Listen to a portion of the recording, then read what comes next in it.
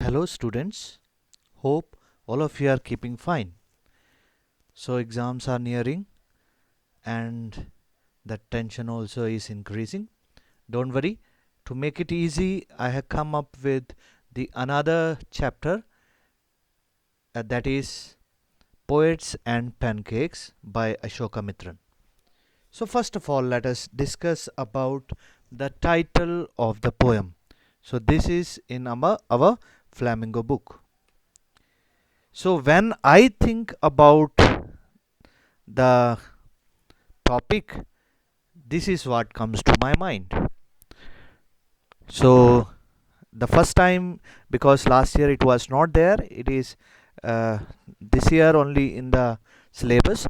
So first time when I read, so I thought it is something about pancakes and maybe poet is going to describe about. So in my mind that came is this pancakes and about the poets. But anyways, uh, comment what came to your mind at first when you heard about the chapter. So now let us see what exactly the chapter is about poets and pancakes.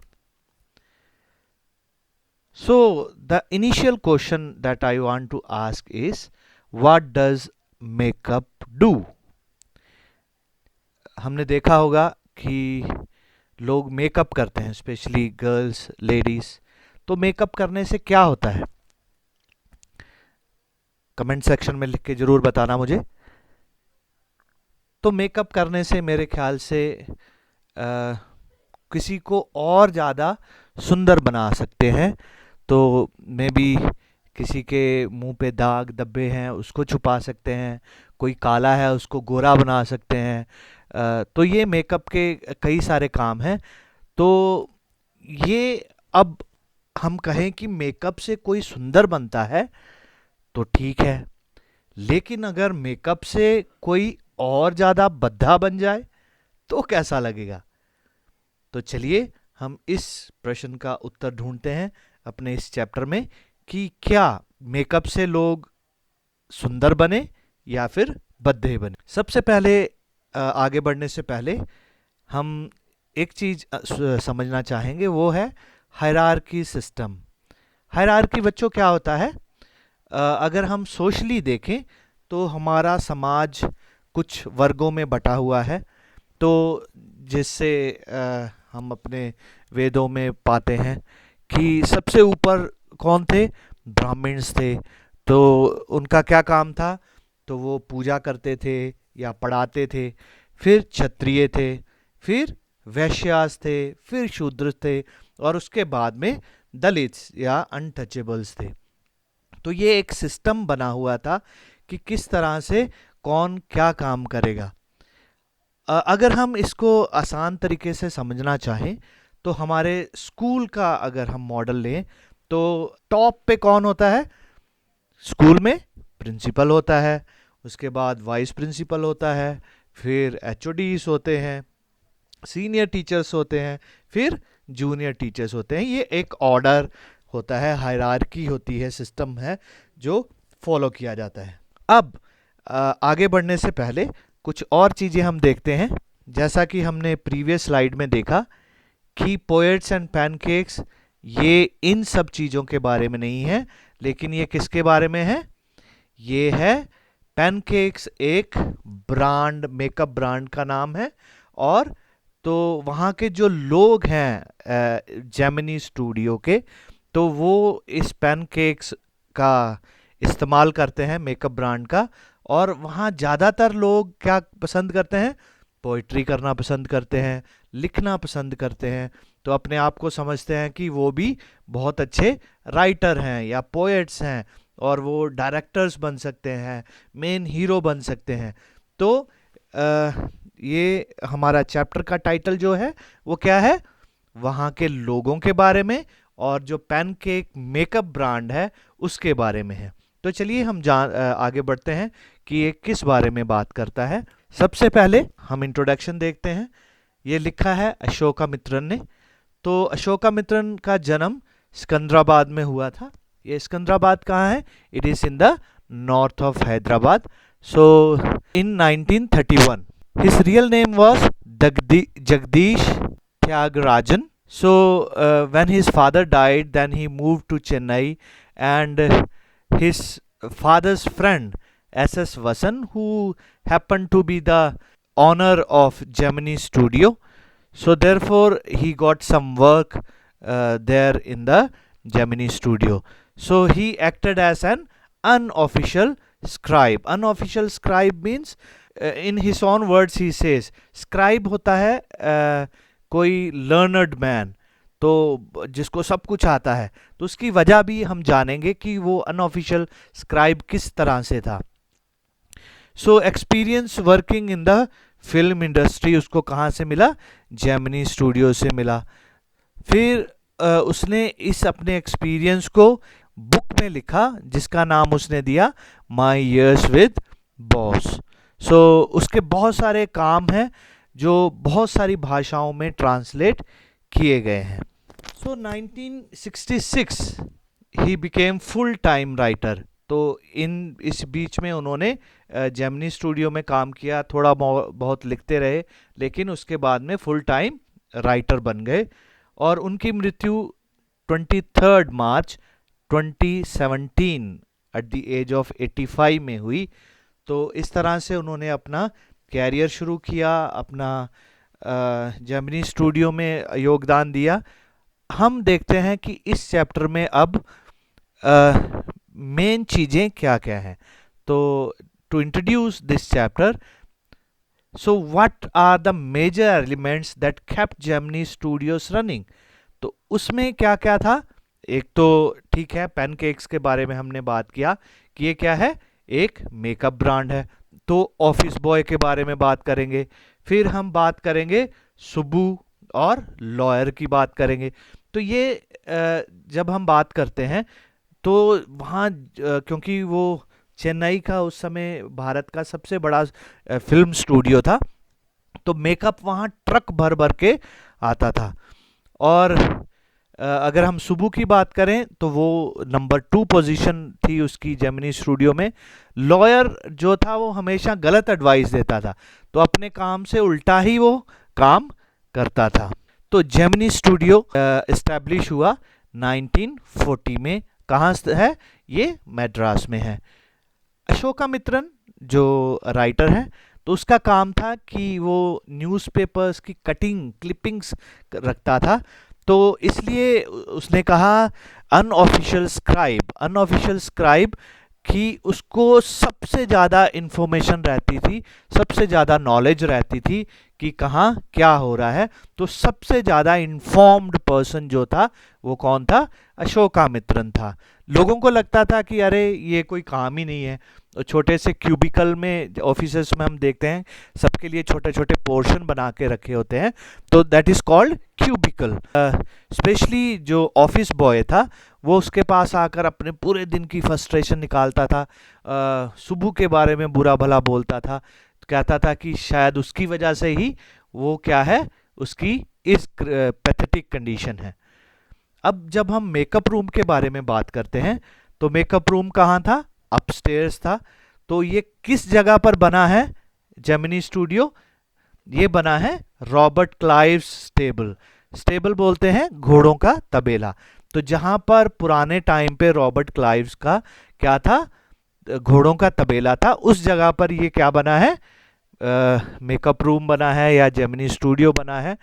तो ये जब हम salon की बात करते हैं, makeup room की बात करते हैं, तो वहाँ ऑफ कोर्स मिरर्स होंगे और वहाँ सैलून के सारे काम होते हैं.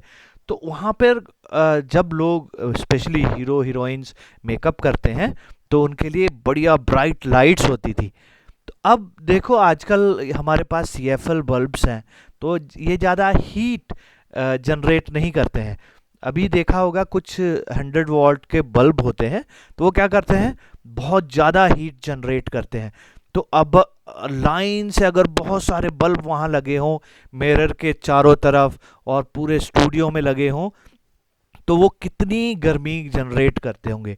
और उसके बाद में उनके मुंह पर खूब सारा मेकअप थोपा जाता था, तो क्या होता था? गर्मी की वजह से सारा मेकअप बहने लगा था। तो इसलिए मैंने आपसे पूछा था इनिशियली कि मेकअप का काम क्या कर होता है, कि किसी को सुंदर बनाना, लेकिन यहाँ मेकअप का काम था कि लोगों को अगली बनाना।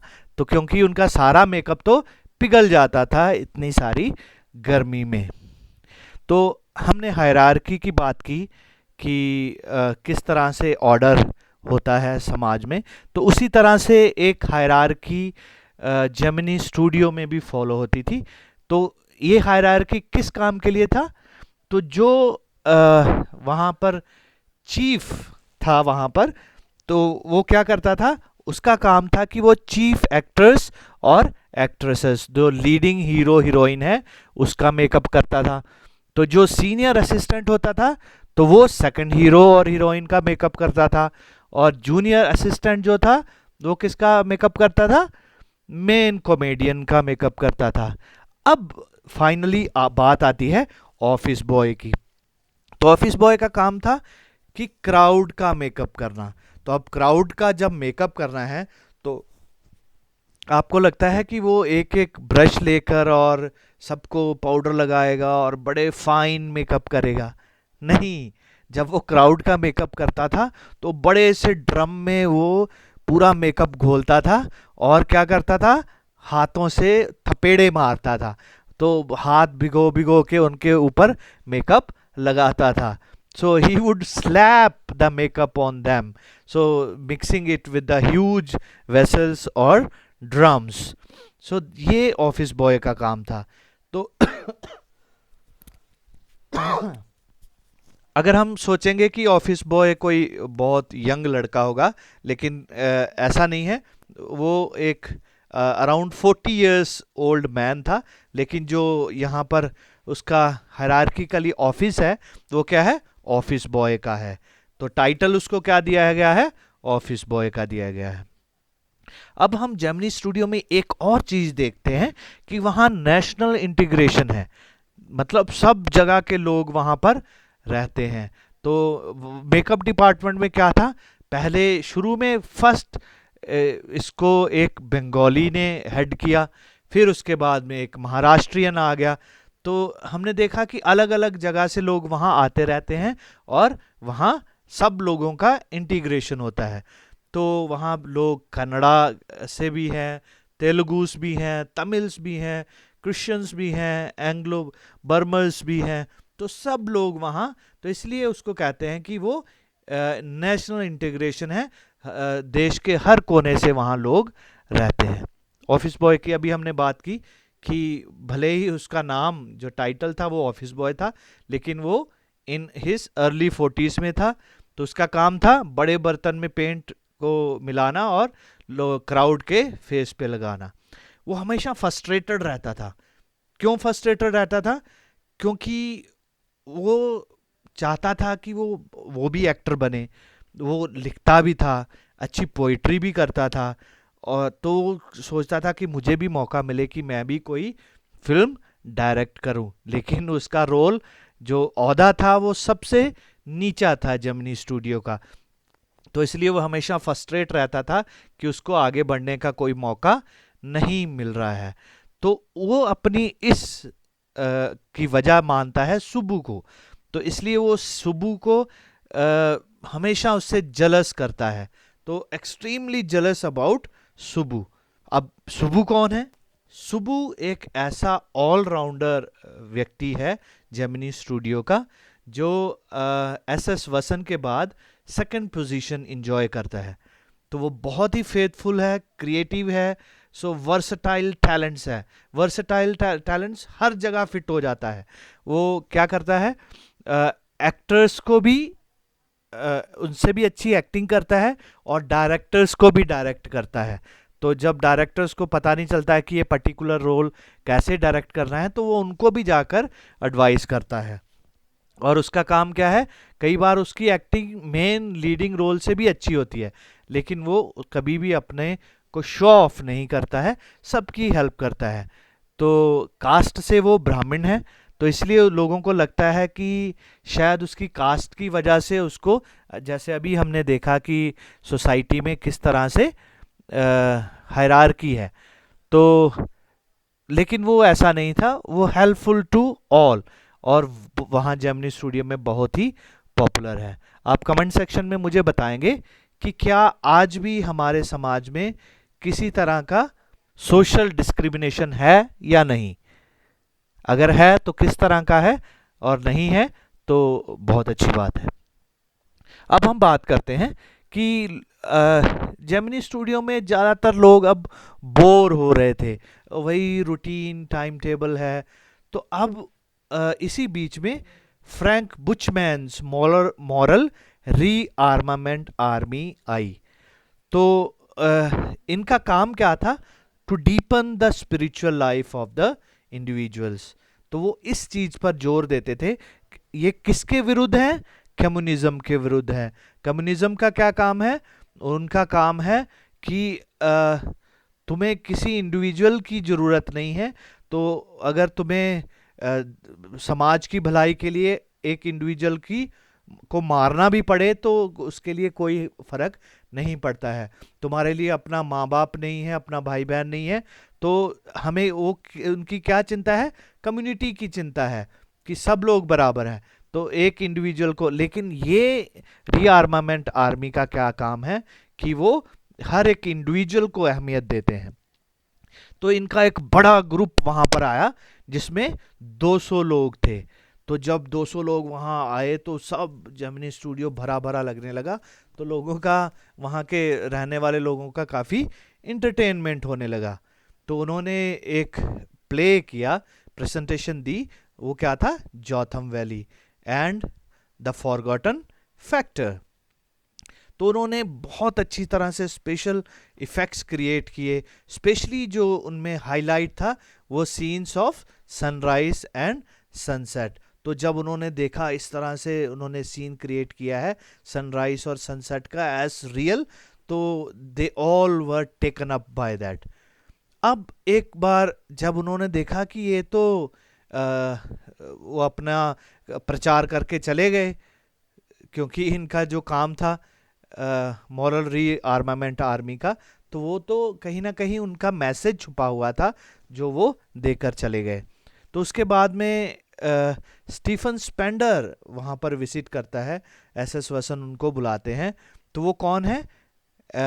Editor of the encounter. तो एक बुक ऑफ एसेस है, तो उनका एडिटर भी है। तो अब लोग वहाँ पर, स्टीफन स्पेंडर की 1 घंटा स्पीच होती है, लेकिन किसी को भी पता नहीं चलता है कि वो किस बारे में बात कर रहे हैं। तो उसकी वजह क्या थी कि उसका जो एक्सेंट था, जो know his way of speaking English was not understood by the people. तो अभी हमने कम्युनिज्म की बात की। तो कम्युनिज्म का काम क्या है?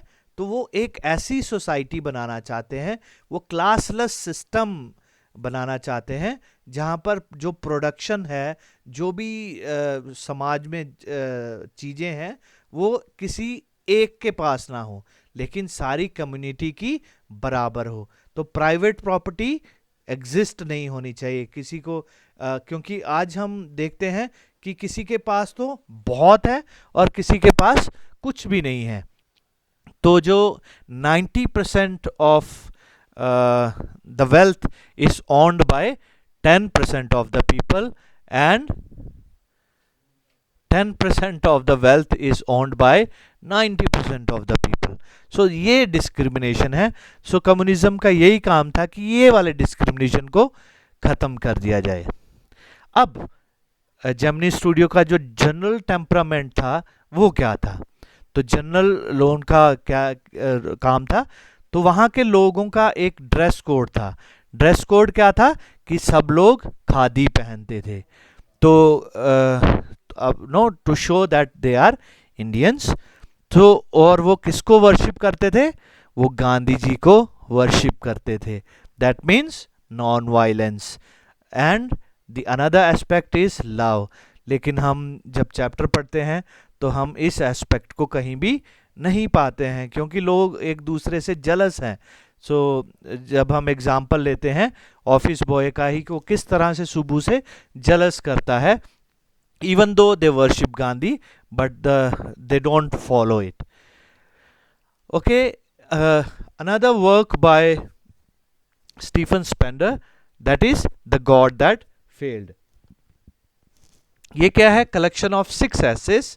तो इसके 6 राइटर्स भी हैं, इंक्लूडिंग स्टीफन स्पेंडर. अब ऑथर को किस तरह से पता चला कि जो वो 1 घंटा भाषण दे के गया था वो कौन था? तो फुटपाथ पर जो Madras mount road post office है उसके पास उसने देखा कि कुछ रोड साइड पर कुछ लोग बुक्स सेल कर रहे हैं. तो उन्होंने एक बुक उठाई जहां जिसका नाम बड़ा अट्रैक्टिव था, द गॉड दैट फेल्ड. तो 50 पैसे में उसने वो बुक खरीद ली. तो घर आकर जब उसने देखा तो उसमें एक one of the essays was written by Stephen Spender. तब उसको पता चला कि ये व्यक्ति तो वही था जो हमारे स्टूडियो में आया था. तो अब हम देखते हैं कि इस चैप्टर की थीम क्या है. तो थीम ये है कि journey to communism and final disappointment. तो सबको इक्वल पार्ट देना चाहते हैं, लेकिन अंत में आकर हमें डिसअपॉइंटमेंट ही मिलती है. सो ये बायोग्राफिकल डिस्क्रिप्शन देता है जेमिनी स्टूडियो का कि उस समय वो बायोग्राफिकली कैसा था. सो कहाँ है. So early days of film industry कैसी थी, कैसे फिल्म शूट्स होती थी. तो the story also dwells on various themes like at the place of work. So at the place of work में हम क्या देखते हैं कि वहाँ फेवरेटिज्म है, किसी को अच्छा माना जाता है. कास्ट सिस्टम है कि अगर कोई हायर कास्ट है तो उसको हायर काम दिया जाता है, भले ही वो उसके लायक हो या ना हो. तो एक चीज हम और देखते हैं, साइकोफेंसी.